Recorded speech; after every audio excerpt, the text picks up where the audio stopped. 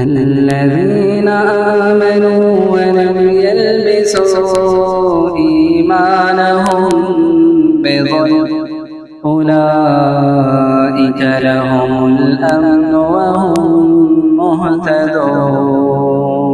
الحمد لله رب العالمين والصلاة والسلام على أشرف الأنبياء والمرسلين وعلى آله وأصحابه أجمعين ومن تبعهم بإحسان إلى يوم الدين. يا أيها الذين آمنوا اتقوا الله حق تقاته ولا تموتن إلا وأنتم مسلمون.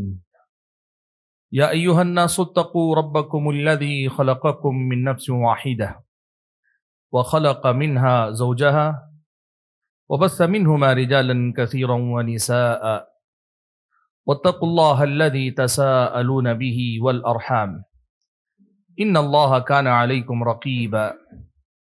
يا أيها الذين آمنوا اتقوا الله وقولوا قولا سديدا يصلح لكم أعمالكم ويغفر لكم ذنوبكم ومن يطع الله ورسوله فقد فاز فوزا عظيما. أما بعد فأعوذ بالله من الشيطان الرجيم. بسم الله الرحمن الرحيم. انہم فتیۃ آمنوا بربہم وزدناہم ہدی. محترم المقام صدر مجلس، انتہائی معزز علماء کرام، بزرگوں، نوجوان ساتھیوں، جہاں تک آواز پہنچ رہی وہاں بیٹھی ہوئی ہماری ماؤں اور بہنوں، آج کے اس اجلاس میں مجھے آپ حضرات اور خواتین کے سامنے جس عنوان پر گفتگو کرنی ہے، بڑا اہم عنوان ہے۔ کم وقت میں کچھ ضروری باتیں آپ کے سامنے رکھ کر مجھے اپنی جگہ لینی ہے، اور وہ عنوان ہے مثالی نوجوان کا اللہ تبارک و تعالی سے تعلق۔ صحیح بخاری و مسلم کی بڑی ہی مشہور و معروف حدیث ہے۔ حضرت ابو ہریرہ رضی اللہ تعالی عنہ راوی ہیں کہ رسول اکرم صلی اللہ علیہ وسلم نے فرمایا، سبعۃ یظلھم اللہ فی ظلہ یوم لا ظل الا ظلہ۔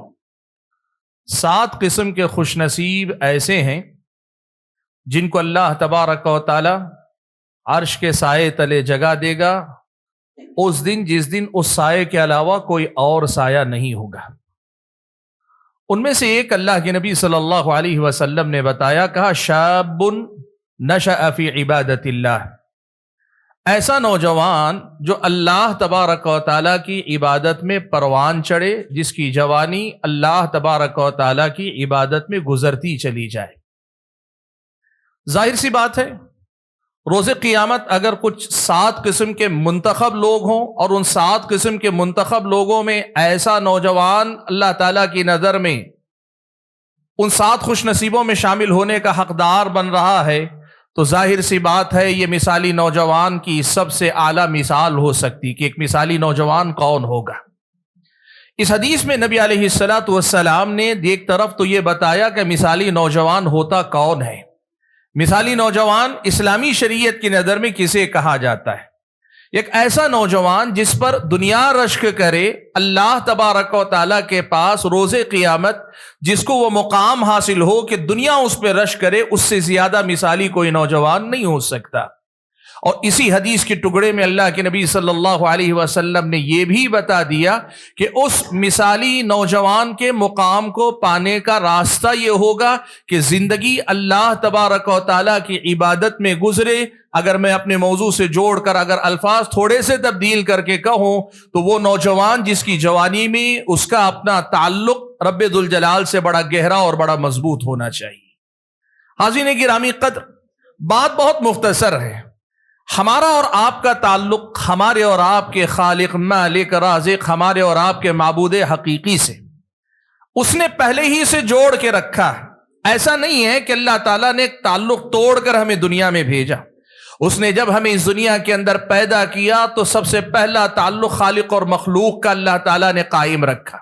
اس کے بعد اللہ تعالیٰ نے ہماری زندگی کا مقصد اسی کی اپنی عبادت قرار دے کر ہماری پوری زندگی، ایک ایک لمحہ، ہمارا آتا جاتا ایک ایک سانس اللہ تبارک و تعالیٰ نے ہمارا اس سے جوڑ لیا، اور اس کے ساتھ ساتھ اللہ تبارک و تعالیٰ نے ہر انسان کو اللہ تعالیٰ کی فطری اور بنیادی معرفت پر پیدا ہوا. پیارے نبی صلی اللہ علیہ وسلم نے یہ جو بات کہی، کل مولود یولد علی الفطرہ، اس فطرت پر پیدا کیے جانے کا سب سے اہم باب یہ ہے کہ ہر بچہ جو اس دنیا میں پیدا ہوتا ہے رب العالمین کی بنیادی پہچان، بنیادی معرفت اپنی فطرت کے اندر لے کر پیدا ہوتا ہے. آپ اگر الفاظ بدل کر کہنا چاہیں، ہر بچہ جب اس دنیا میں پیدا ہوتا ہے تو اس کا تعلق اللہ تبارک و تعالیٰ سے جڑا ہوا ہوتا ہے. یہ تعلق جوڑنے کا مسئلہ نہیں، سب سے پہلا مسئلہ سمجھیں، اللہ تبارک و تعالیٰ سے ہمارا تعلق جڑا ہوا ہے جب ہم اس دنیا میں آئے. سبحان اللہ. پیارے نبی صلی اللہ علیہ وسلم نے اسی مسئلے کو دوسری حدیث میں کن الفاظ میں بیان کیا، آپ دیکھیں. حدیث قدسی میں اللہ کے نبی صلی اللہ علیہ وسلم فرماتے ہیں کہ اللہ تعالیٰ نے فرمایا، انی خلقت عبادی کلہم حنفاء، میں نے اپنے بندوں کو سب کے سب کو حنیف پیدا کیا. وہ سب سے رخ پھیر کر میری طرف متوجہ تھے. سارے بندے جن کو میں نے دنیا میں بھیجا وہ سب میرے تھے، مجھ سے جڑے ہوئے تھے، میری طرف متوجہ تھے، وہ حنیف تھے. حنفاء میں نے ان کو پیدا کیا تھا، ان کا رخ کہیں نہیں تھا، سب کا رخ ایک اللہ تعالیٰ کی طرف تھا. لیکن ہوا کیا؟ فَجْتَالَتْهُمُ الشَّيَاطِينَ، پھر اس دنیا میں آنے کے بعد شیطانوں نے ان کو اچک لیا. حضرات گرامی قدر، جو پہلی بات آپ کے سامنے رکھنا چاہتا ہوں، اس حقیقت کو سمجھیے کہ رب العالمین نے جب اس دنیا کے اندر ہم اور آپ کو بھیجا نا، اللہ سے ہمارا تعلق جوڑ کر اللہ نے پیدا کیا. ہم اس دنیا میں آئے تو ہمارا اور آپ کا اللہ تعالیٰ سے ہمارا تعلق باقی، یعنی یوں سمجھیے کہ ابتدا خیر پر ہوئی، نیوٹرل نہیں ہے، نہ شر پہ ہوئی ہے نہ نیوٹرل ہوئی ہے. اصل ابتدا اللہ تعالیٰ نے توحید پر ہمیں پیدا کیا، اللہ کی معرفت پر اللہ نے ہمیں پیدا کیا. اللہ تعالیٰ نے ہمیں اپنے آپ سے جوڑ کر اس دنیا کے اندر بھیجا. اب ہمیں کرنا کیا چاہیے؟ اس بچپن میں بچے کے بچپن کی حفاظت کی جائے، اس کے لڑکپن میں اس فطری تعلق کو جو اللہ سے جڑا ہے اس کی حفاظت کی جائے. اور جب جوانی کی دہلیز پہ قدم رکھیں تو ہم اپنے معاملات کے خود ذمہ دار ہونے لگتے ہیں. ایک نوجوان کو سب سے پہلا کام یہ کہ دنیا میں کچھ بھی ہو سکتا ہے لیکن میری زندگی میں یہ نقصان نہیں ہو سکتا کہ میرے رب سے میرا جڑا ہوا تعلق ٹوٹ جائے یا کمزور ہو جائے. یہ نقصان میں اپنی زندگی میں برداشت نہیں کر سکتا. یہ پرائورٹی، یہ ترجیح، یہ سب سے اہم مسئلہ ایک ایمان والے کی زندگی میں ہونا چاہیے. حاضرین گرامی قدر، آج کا ایک بڑا مسئلہ یہ، بچپن نظر انداز ہوتا ہے، لڑکپن میں لاپرواہی ہوتی اور جوانی کے ساتھ آزادی مل جاتی ہے. نتیجہ یہ کہ اتنا مبارک تعلق، اتنا مبارک رشتہ، اتنا پیارا رشتہ اور اتنا غیر معمولی رشتہ دے کر جو اللہ نے دنیا میں بھیجا، رب سے میرے اور آپ کے تعلق کو جوڑ کر اللہ نے بھیجا، ہم اس کو ضائع بھی کر دیتے ہیں. ہمیں ادراک اور شعور بھی نہیں، ہمیں احساس بھی نہیں، ہمیں پتہ بھی نہیں ہوتا کب ہم اللہ سے کٹ گئے، کب ہم اللہ تعالیٰ سے دور ہو گئے، کب ہم نے اپنے آپ کو اللہ تبارک و تعالیٰ سے کاٹ کر اپنی زندگی میں ایک بدترین فیصلہ ہم نے لیا ہے، اس کا ہمیں ادراک اور شعور بھی نہیں ہوتا. یہ سب سے پہلا مسئلہ ہے جب ہم اللہ تعالیٰ سے تعلق کے موضوع پہ بات کریں کہ ہم اس حقیقت کو پہچانیں کہ اللہ نے پیدا کیا تو اپنا بنا کے ہمیں پیدا کیا. اللہ نے ہمیں اس کی اپنی بندگی سے جوڑ کر یہ زندگی عطا کی ہے.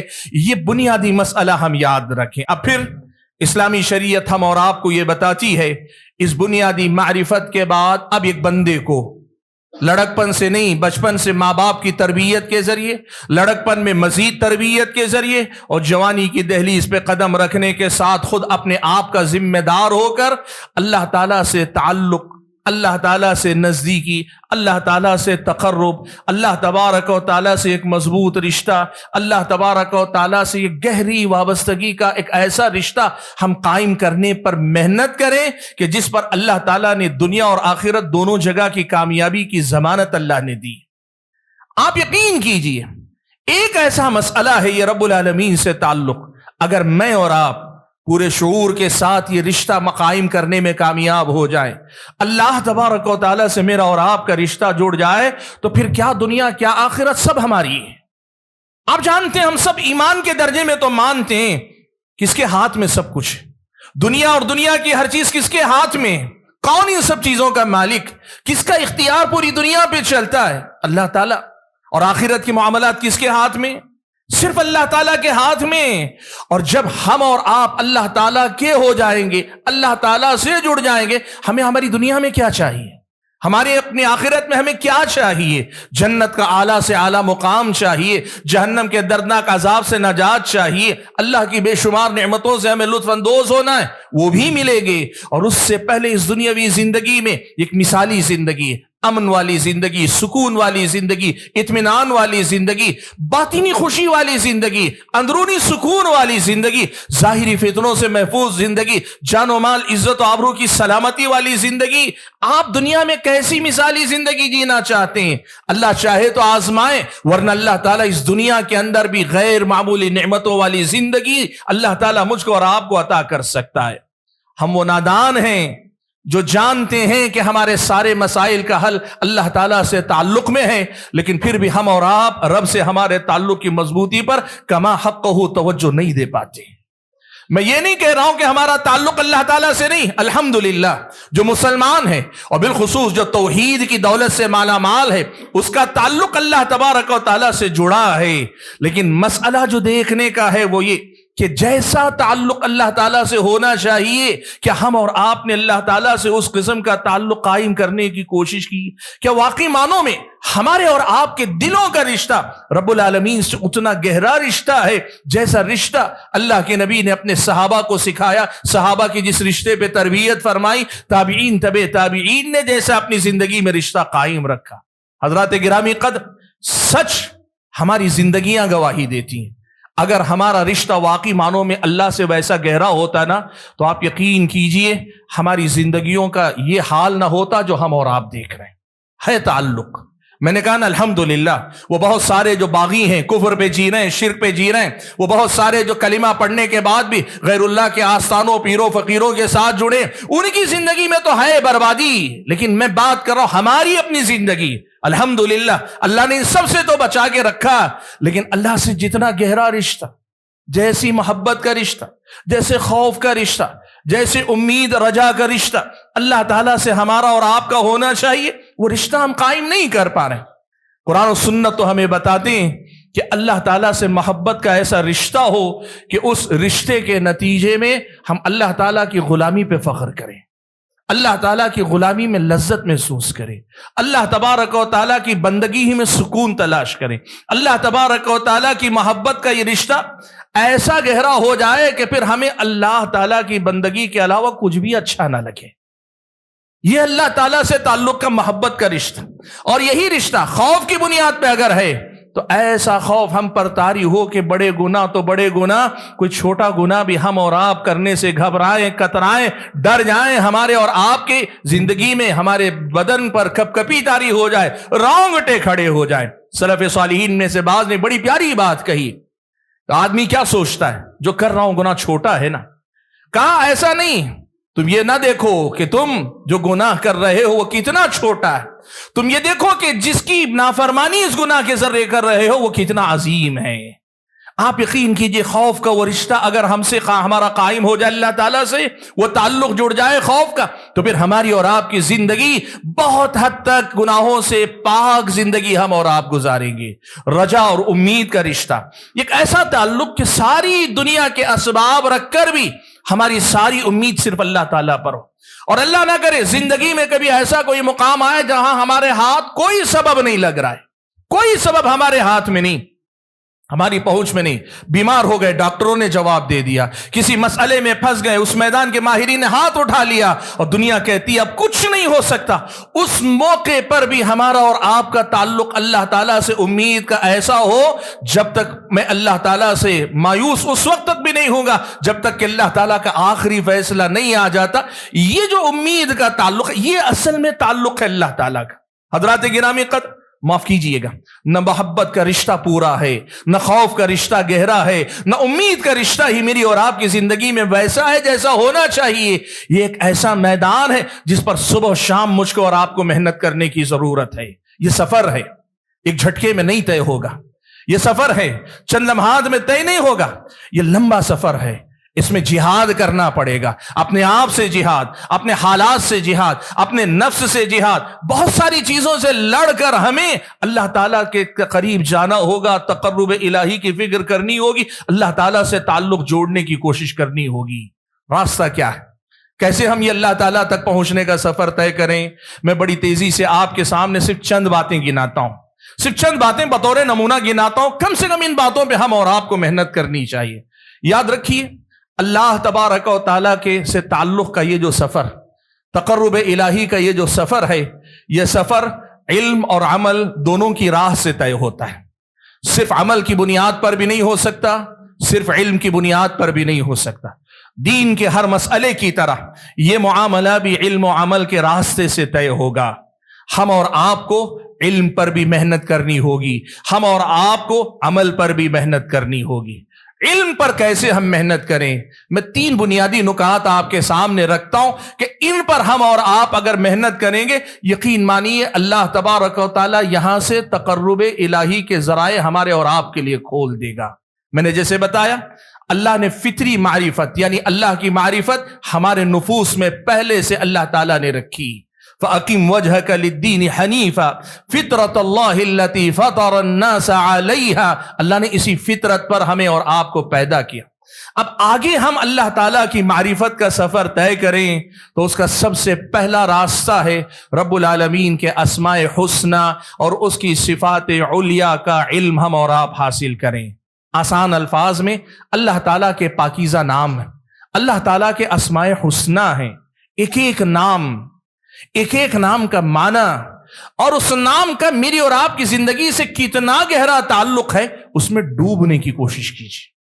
میں جاننے کی بات نہیں کہہ رہا ہوں، میں پڑھنے کی بات نہیں کہہ رہا ہوں، میں کہہ رہا ہوں ایک ایک نام کی جو گہرائی اس میں اترنے کی کوشش کیجیے، اندر جائیے، دیکھیے کتنی گہرائی ہے۔ سبحان اللہ، رب العالمین کا ایک ایک نام اتنا عظیم ہے۔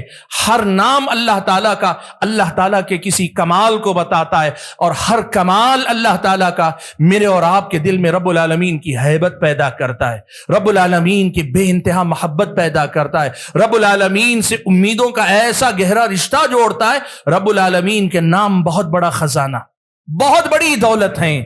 آج ہمارے اور آپ کے سماج میں اللہ تعالیٰ کی عبادت کے باب میں اللہ کے اسماء حسنی اور اللہ تعالیٰ کی اعلیٰ صفات کو جاننے، پہچاننے، ان کو مستحضر رکھنے، صبح و شام ان پہ غور و فکر کرتے رہنے، ان کے معانی کی گہرائی میں ڈوبنے کا جو معاملہ ہے، یہ بڑا کھٹائی میں پڑا ہوا ہے۔ آپ یقین کیجئے، بہت بڑی دولت ہے تعلق باللہ کے باب میں رب العالمین کے اسماء حسنی اور اس کی صفات علیٰ۔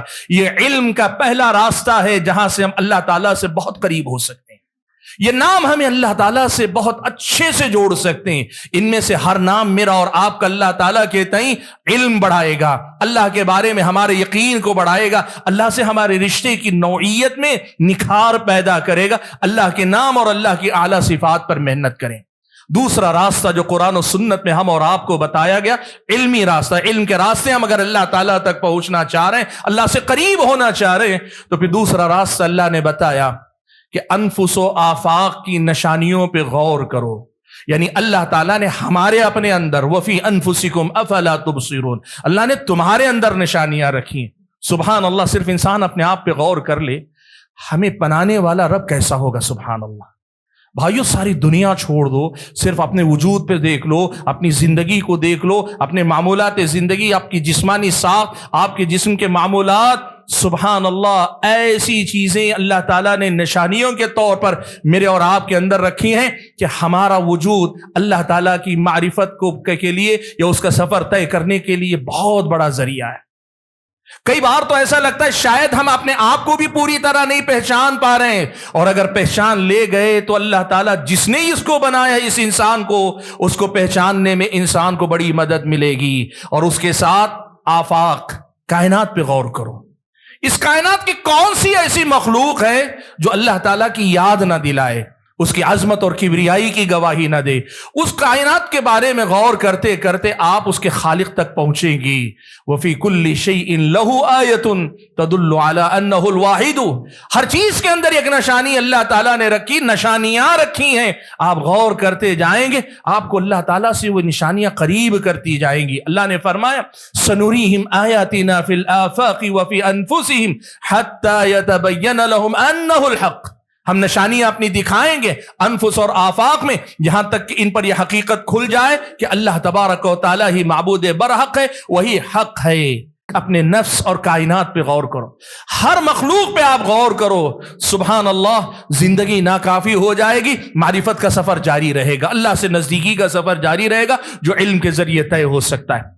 اور تیسرا راستہ میں اسے مختصر کر کے بتا دیتا ہوں، یہ احکام شریعت، اسلامی شریعت کے بڑی تفصیلی احکام، عبادات سے متعلق، معاملات سے متعلق، اخلاق سے متعلق، آپ اللہ تبارک و تعالیٰ کی نازل کردہ یہ جو شریعت ہے، اس شریعت کا جتنا علم حاصل کرتے جائیں گے اور اس کے اندر کی نزاکتوں کو دیکھتے جائیں گے، اس کے پیچھے کی حکمتوں کو دیکھتے جائیں گے، ان احکام کے ثمرات دیکھتے جائیں گے، ان کے اثرات دیکھتے جائیں گے، ان کے نتائج دیکھتے جائیں گے، آپ یقین کیجئے بے انتہا محبت اللہ تعالیٰ سے آپ کو ہوگی۔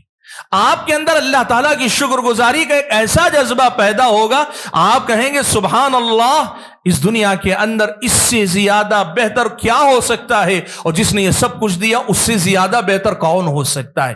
احکام شریعت، دین کی معرفت آپ کے اندر جس قدر زیادہ بڑھتی جائے گی، اسی قدر زیادہ اللہ کے فضل و کرم سے آپ اللہ تعالیٰ سے تعلق کی مضبوطی کو محسوس کریں گے۔ میں نے کہا اللہ سے تعلق مضبوط کرنے کے راستے، علم کی راہ سے بھی آپ اللہ سے تعلق مضبوط کریں اور عمل کی راہ سے بھی مضبوط کریں۔ علم کے حوالے سے میں نے یہ 3 بنیادی باتیں آپ کے سامنے رکھی، اسماء حسنہ اور صفات علیہ، اللہ تعالیٰ کی انفس و آفاق میں جو نشانیاں ہیں ان پہ غور و فکر کرنا، اور تیسری چیز وہ ہے اللہ تعالیٰ کی شریعت اور اس کے پیچھے کی حکمتیں۔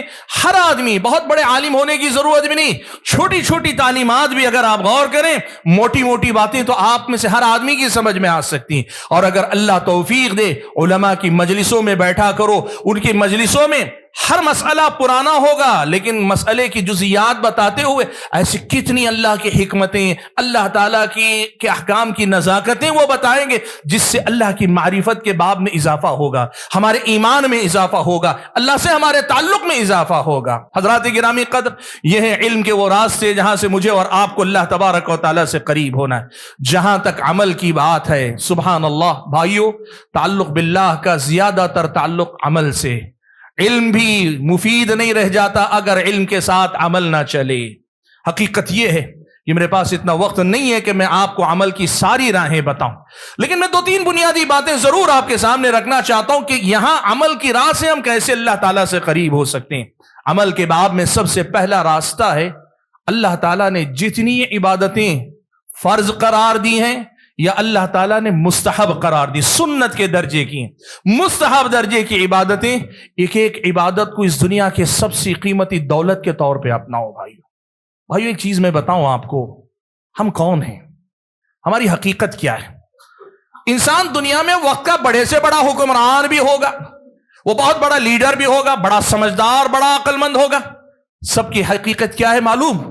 قرآن مجید میں اللہ تعالیٰ نے کہا الم نخلقکم من ماء مہین، سب کی حقیقت یہ ہے کہ ایک حقیر سے نطفے سے پیدا کیے گئے، معمولی سے نطفے سے پیدا کیے گئے۔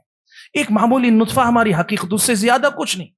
سلف صالحین میں سے بعض نے ایک بڑی پیاری بات کہی، وہ تکبر کے باب میں گفتگو کرتے ہوئے کہتے ہیں مجھے تعجب ہوتا ہے اس انسان پر جو اس دنیا میں آنے سے پہلے 2 مرتبہ پیشاب کے راستے سے گزر کر آتا ہے، پھر اسے فخر کرنے کا خیال کیسے پیدا ہوتا ہے۔ ہماری حقیقت بس اتنی ہی ہے، ہم جو بھی ہوں، بن گئے، سنور گئے، قابل بن گئے، نام ہو گیا، جو بھی ہو، اصل ہماری یہی ہے۔ بھائیو ذرا سوچو تو صحیح، ایسے ایک معمولی نطفے سے پیدا ہونے والے انسان کو اللہ نے یہ اعزاز بخشا کہ ہماری زندگی کا مقصد اللہ کی عبادت ہے، اللہ کی عبادت ہے۔ ہماری حیثیت بڑھ گئی، ہمارا مقام بڑھ گیا، ہم معتبر ہو گئے۔ اللہ نے یہ زندگی کو اپنے اس کی عبادت سے جوڑ کر ہماری حیثیت اللہ نے بڑھا دی، ہم بدل گئے، ہمارا وزن بڑھ گیا، ہماری حقیقت بدل کر رہ گئی۔ اللہ کے بندو، آپ اور ہم اگر سوچ کر دیکھیں نا، یہ عبادتیں، کوئی بھی عبادت، قولی عبادت، فعلی عبادت، یا ایک مالی عبادت یا قلبی عبادات، یہ سب آپ اہل علم سے پڑھیں ہیں یا پڑھ لیں گے یا سنیں گے، ہر عبادت اللہ تعالیٰ کی بہت بڑی دولت ہے۔ آپ یہ نہ سمجھیں ہم اللہ کی عبادت کر رہے ہیں، اللہ کے لیے کر رہے ہیں، نہیں، اللہ کی عبادت کر رہے ہیں، اللہ کے لیے یعنی اس کی رضا اور خوشنودی کے لیے کر رہے ہیں، لیکن فائدے کی بات ہو تو اللہ کا فائدہ نہیں، ہر عبادت ہم اپنے لیے کر رہے ہیں۔ یہ عبادتیں مجھ کو اور آپ کو اللہ سے جوڑیں گی، اور اللہ سے جڑنے سے بڑی سعادت اس دنیا کے اندر کوئی نہیں، اللہ تعالیٰ سے جڑنے سے بڑا کوئی مقام نہیں، اس سے بڑی کوئی عزت نہیں، اس سے بڑا کوئی اعزاز نہیں، اس سے بڑی کوئی حیثیت نہیں۔ اصل چیز ہے اللہ تبارک و تعالیٰ کی عبادتیں، وہ قرآن کی تلاوت کی شکل میں ہو، وہ اللہ تعالیٰ کے ذکر کی شکل میں ہو۔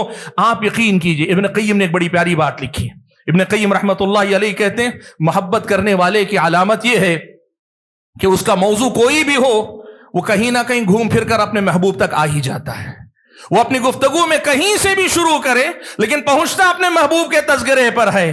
رب العالمین کا ذکر چلتے پھرتے اٹھتے بیٹھتے صبح و شام کرنے کا مطلب ہی یہ ہے کہ ہم کہیں سے بھی شروع کریں، کسی بھی معاملے میں رہیں، ہم اپنے محبوب یعنی رب ذوالجلال کا تذکرہ ضرور ہم کرتے ہیں، اللہ کے ذکر سے تعلق۔ اللہ تعالی سوچو بھائیو، قرآن کی تلاوت ہم اور آپ کرتے ہیں، ہماری زبانیں بڑی گنہگار زبانیں، ہم بڑے گنہگار ہیں، لیکن سعادت ہماری کتنی ہے۔ قرآن اللہ تعالیٰ کا کلام ہے، حرف حرف اللہ تعالیٰ کا کلام ہے، اللہ کی گفتگو، اللہ کی بات ہے۔ وہ بات جو اللہ تعالیٰ کی ہوئی، وہ کلام جو اللہ تعالیٰ کا، اس کو ہماری زبانوں سے ادا کرنے کی سعادت مل رہی، اس سے بڑا ہمارا اور آپ کا اعزاز کیا ہوگا اللہ کے بندو؟ اس سے بڑا مقام کیا ہوگا؟ ان عبادتوں کی قدر کرو کہ یہ اللہ تعالیٰ سے تعلق کو جوڑنے کے سب سے بہتر ذریعے کے طور پر اللہ تعالیٰ نے مجھ کو اور آپ کو عطا کی۔ حضرات گرامی قدر، ہماری عبادتوں میں خصوصی طور پہ نماز، اور سبحان اللہ، نماز کا کیا کہیں، اس سے بڑی سعادت کچھ نہیں۔ نہ احادیث میں تو اللہ کے نبی نے اسے بندے اور رب کی ملاقات قرار دیا ہے۔ یہ نماز نہیں، یہ نماز صرف ایک فریضے کی ادائیگی نہیں، یہ بندے کی روزانہ اللہ تعالیٰ سے ملاقات۔ حدیث میں اللہ کے نبی کا مناجات کہا، سرگوشیاں کہا، وہ جو راز و نیاز کی باتیں نہیں ہوتی، کوئی اپنے دوست کے ساتھ، کوئی اپنے چہیتے کے ساتھ، کوئی اپنے محبوب کے ساتھ کرتا ہے۔ اللہ کے نبی نے کہا انما یناجی ربہ، بندہ جب نماز میں کھڑے ہوتا ہے اپنے رب کے ساتھ سرگوشیاں کر رہا ہے۔ بھائیو سوچو، ابن قیم نے ایک بڑی پیاری بات لکھی، وہ جو نمازی کے سامنے سے گزر جاتے ہیں نا، نمازی کے سامنے سے گزرنے کی بڑی سخت وعید آئی۔ اللہ کے نبی نے کہا کہ ایک آدمی 40 وہیں کھڑا رہے، 40 دن، 40 سال، 40 گھنٹے یا 40 ہفتے وہیں کھڑا رہے، یہ زیادہ بہتر ہوگا اس بات کے مقابلے میں کہ کسی نمازی کے سامنے سے گزر جائے۔ اتنی سخت وعید ہے، کیوں؟ ابن قیم نے بڑی پیاری بات لکھی، کہا دو محبت کرنے والے اگر کسی تنہائی میں خلوت میں بیٹھے ہوں، راز و نیاز کی باتیں ہو رہی ہوں، وہاں کوئی بیچ میں سے گزر جائے تو کتنا غصہ آدمی کو نہیں آتا ہے۔ کہا دنیا کی حقیر سی محبت میں محبوب اور محب کے درمیان مخل ہونے والے کے خلل سے اتنی بے چینی آدمی کے اندر پیدا ہو سکتی ہے، یہی معاملہ نمازی کا اپنے رب کے ساتھ نماز کے دوران ہوتا ہے۔ کوئی آدمی وہاں سے گزرتا ہے، رب العالمین کو یہ بات انتہائی ناپسند ہے۔ اس کا مطلب کیا ہے معلوم؟ نماز میں جس وقت ہم اور آپ کھڑے ہیں نا، یہ ایسا ایک مقام ہے کہ جس مقام کے بدلے دنیا کا کوئی مقام ہمیں پسند نہیں ہونا چاہیے۔ افسوس اس کا ہے، مجھ سمیت میں اپنی بات سب سے پہلے رکھتا ہوں، ہم وہ نادان لوگ ہیں جن کے پاس علم بھی ہے، یا اگر علم نہیں ہے تو علم حاصل نہیں کیا ہے، لیکن ہم نے ان کی قدر نہیں کی۔ ما قدر اللہ حق قدری، اللہ تعالیٰ کی کما حق ہو قدر ہم سے نہیں ہو پا رہی۔ اللہ کے بندو سوچ کتنی بڑی سعادت۔ اللہ کے نبی نے کہا سورہ فاتحہ بندہ پڑھتا ہے تو کیا ہے؟ یہ گفتگو ہے، بندہ کہتا ہے الحمدللہ رب العالمین، اللہ تعالیٰ کہتا ہے حمیدنی عبدی، میرے بندے نے میری تعریف کی، میری حمد بیان کی۔ الرحمن الرحیم، اللہ کے نبی نے کہا اثنا علی عبدی مجدنی عبدی، اللہ کے نبی صلی اللہ علیہ وسلم نے پورا سلسلہ بتایا۔ اب سوچو یہ کیا ہے معلوم ہے؟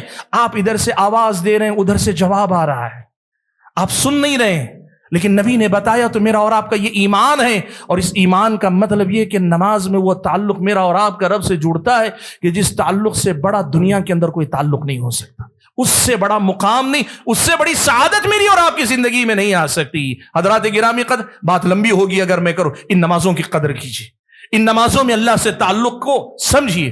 اللہ کے نبی حضرت بلال سے جب کہتے تھے اقم الصلاۃ یا بلال ارحنا بها، اے بلال نماز کے لیے اذان دو یا اقامت کہو اور اس کے ذریعے مجھے راحت پہنچاؤ، وہ راحت اسی لیے ہے کہ یہ اللہ سے نزدیکی کا ایک ایسا مقام ہے کہ اس میں جتنی لذت، اس میں جتنی راحت، اس میں جتنا اطمینان ہے وہ کہیں اور نہیں مل سکتا۔ الا بذکر اللہ تطمئن القلوب، لوگوں اللہ کے ذکر ہی سے دلوں کو اطمینان نصیب ہوتا ہے۔ حضرات گرامی قدر، تعلقات کو اللہ تعالیٰ سے مضبوط کرنے کے لیے ایک اہم چیز، خاص طور پہ نوجوانوں کی بات چل رہی ہے تو میں یہ ذکر کروں، اپنی خواہشات پہ قابو رکھو، اپنی خواہشات پہ قابو رکھو۔ ابن قیم نے بڑی پیاری بات لکھی ہے، دو چیزوں کی محبت انسان کے دل میں ایک ساتھ جمع نہیں ہو سکتی، ایک اللہ کی محبت، دوسری غیر اللہ کی محبت۔ اپنی خواہشات کی محبت کو ہم نے دل میں پالا، جتنی غیر اللہ کی محبت، مخلوقات کی محبت، اپنی خواہشات کی محبت جتنی ہمارے دل میں آئے گی، اسی قدر زیادہ اللہ کی محبت ہمارے دل سے خالی ہوتی چلی جائے گی۔ خواہشات پر قابو رکھو، اور خواہشات پہ قابو رکھو گے اللہ تعالیٰ سے تعلق مضبوط ہوتا چلا جائے گا۔ اور اس میں ایک بڑی پیاری بات بتا دوں، نماز اور خواہشات کا بڑا گہرا رشتہ۔ آدمی خواہشات کے پیچھے جاتا ہے، نماز سے محروم کیا جاتا ہے، اور اگر آدمی نماز کو سنبھال لیتا ہے تو پھر خواہشات کا مقابلہ کرنے کی طاقت اسے اللہ دیتا ہے۔ ان الصلاۃ تنہی عن الفحشاء والمنکر، وقت اجازت نہیں دیتا، لیکن ایک بات آخری میں ضرور کہنا چاہوں گا۔ بھائیو، عمل کے میدان میں بہت ساری چیزیں، بہت سارے راستے، لیکن ان میں سے ایک بات وہ کیا ہے معلوم؟ ہم اگر اللہ سے جڑنا چاہیں، ہمارے گناہ بھی ہم اور آپ کو اللہ سے جوڑنے کا سبب بن سکتے ہیں۔ نیکیاں تو بہت ہیں، اور ہم بڑے کمزور انسان ہیں، ہم نے بہت زیادہ نیکیاں نہیں کی اور کمزور پڑ جاتے ہیں۔ یقین کرو، اگر فکر ہو، تڑپ ہو، ہماری اور آپ کے گناہ بھی ہمیں اللہ سے جوڑنے کا سبب بن سکتے ہیں۔ اللہ سے تعلق مضبوط کرنے کا ذریعہ ہمارے گناہ بھی بن سکتے ہیں۔ سبحان اللہ۔ ہمارے دور کے بعض جو علماء ہیں، ان میں سے ایک عالم نے بڑی پیاری بات لکھی، کہا میں نے ایک دن قرآن کی تلاوت کرتے ہوئے سوچا کہ قرآن میں دیکھوں کہ اللہ تعالیٰ کن سے محبت کرتا ہے۔ میں نے وہ آیتیں جمع کرنا شروع کی جس میں اللہ نے بتایا ہے کہ اللہ محبت کرتا ہے، تو میں نے پڑھا ان اللہ یحب المتقین، اللہ متقیوں سے محبت کرتا ہے۔ میں نے کہا میں تو نہیں ہو سکتا، میں تو متقی ہوں نہیں۔ ان اللہ یحب المحسنین، اللہ محسنین کو پسند کرتا ہے، وہ جو ہر عمل کو ایک دم ہائی لیول پہ لے جا کے کرتے ہیں، کمال اور تمام۔ ہمارا عمل ویسے نہیں۔ کہتے ہیں میں جتنی آیتیں پڑھتا جاتا اتنی ہی مایوسی بڑھتی جاتی، آخر کوئی تو راستہ ہو اللہ سے میری محبت، اللہ مجھ سے محبت کرے۔ کہتے ہیں پہنچتے پہنچتے ایک آیت پہ یہ بھی پہنچا، اللہ نے کہا ان اللہ یحب التوابین، اللہ توبہ کرنے والوں کو پسند کرتا ہے۔ مجھے لگا کہ یہ میرا ہے، میرے پاس کچھ نہیں، میں گنہگار ہوں، تو میں اپنے گناہوں کو لے کر اللہ کے سامنے توبہ کروں تو اللہ توبہ کرنے والوں سے بھی محبت کرتا ہے۔ سبحان اللہ۔ بہت نیکیاں نہیں تو گناہ تو بہت کیے ہیں نا ہم نے، ہماری زندگی میں گناہ تو بہت ہیں، انہی گناہوں کو ذریعہ بنا کر اللہ کے سامنے گڑ گڑائیں گے، یقین مانو اللہ تعالیٰ سے تعلق جوڑنے کے لیے ہمارے گناہ بھی کافی ہو جائیں گے۔ میں گناہ کی ترغیب نہیں دے رہا ہوں، لیکن بتا رہا ہوں کہ اگر ہم اپنے گناہوں پہ سچی توبہ کریں، شرمندہ ہوں، یقین مانے یہ کام ہم سے ہو سکتا ہے۔ اور میں آپ کو بتا دوں 7 خوش نصیبوں میں اللہ کے نبی نے کہا ایک آدمی وہ بھی وَرَجُلٌ ذَكَرَ اللَّهَ خَالِيًا فَفَاضَتْ عَيْنَاهُ، وہ آدمی، وہ نوجوان جس نے تنہائی میں اللہ کو یاد کیا اور اس کی آنکھیں بہنے لگیں، وہ آدمی بھی روز قیامت اللہ تعالیٰ کے عرش کے سائے تلے ہوگا۔ سبحان اللہ۔ حاضرین گرامی قدر، بات جو کہنا چاہ رہا تھا وہ یہ، اللہ سے تعلق جوڑنے کے یہ ذرائع ہیں، اور بھی بہت سارے، لیکن کم سے کم آج کی ملاقات میں جو باتیں مجھے ضروری لگیں یا کم وقت میں جو بتا سکتا تھا یہ باتیں میں نے رکھی۔ رب العالمین سے دعا کیجئے کہ اللہ تعالیٰ مجھے اور آپ سبھی حضرات اور خواتین کو صحیح معنوں میں اللہ سے ہمارے اپنے تعلق کو مضبوط کرنے پر محنت کرنے کی توفیق نصیب فرمائے۔ اللہ ہمیں اپنا بنا لے، ہمیں اس کا قریبی بندہ بنا لے، اور جب تک دنیا اور آخر دنیا میں رکھے اسی کا بنا کے رکھے، اور جب اپنے پاس بلائے تو اس حالت میں بلائے کہ وہ ہم سے راضی ہو اور ہم اس سے راضی ہوں۔ آمین۔ وآخر دعوانا ان الحمد للہ رب العالمین۔